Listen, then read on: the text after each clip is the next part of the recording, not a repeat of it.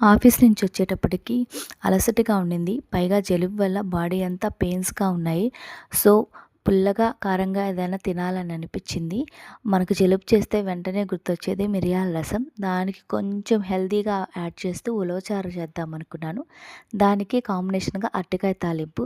So, prepare చేస్తూ మాట్లాడుకుందాం. ఈరోజు ఆఫీస్‌లో ఒక ఇన్సిడెంట్ విన్నాను. వర్క్ స్ట్రెస్ తట్టుకోలేక ఒకరు సూసైడ్ చేసుకున్నారని చెప్పి. చానా బాధేసింది. ఆ టైంలోనే నేనెప్పుడో చదివిన ఒక కొటేషన్ అయితే గుర్తొచ్చింది.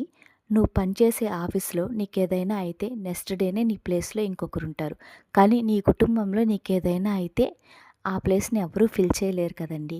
మనల్నే నమ్ముకున్న మన తల్లిదండ్రులు, మన బిడ్డలు ఉంటారు. ఒక్క క్షణం వాళ్ళని గుర్తు చేసుకుంటే ఆ సూసైడ్ ఆలోచన అయితే పోతుంది." మీరనొచ్చు, "తను ఎంత బాధలో ఉన్నారు, ఎంత స్ట్రెస్ తీసుకున్నారో అందుకనే ఇంత పెద్ద డెసిషన్ తీసుకున్నారు" అనొచ్చు.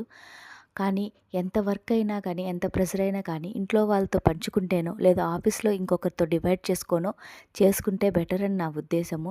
ఎందుకంటే మనకు స్ట్రెస్ తట్టుకోలేక ఇంకేదైనా కారణం చేతనో మనం సూసైడ్ చేసుకోవచ్చు. బట్ మనం పెంచాల్సిన నెక్స్ట్ జనరేషన్ అదేనండి మన కిడ్స్. వాళ్ళెలా పెరుగుతారు అన్న ఒక్క ఆలోచన వస్తే మాత్రం ఎవరూ సూసైడ్ చేసుకోరని నా అభిప్రాయము.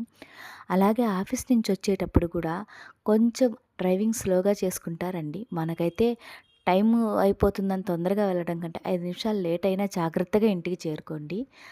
ఎస్పెషల్లీ లేడీస్ అండి. ఇంట్లో పిల్లలు ఒంటరిగా ఉంటారనో, ఇంకేదైనా వంట చేయాలనో ఆ కారణం చేత తొందరగా అస్సలు డ్రైవ్ చేయొద్దు. Drive slowly and be safe అండి. Thanks for watching.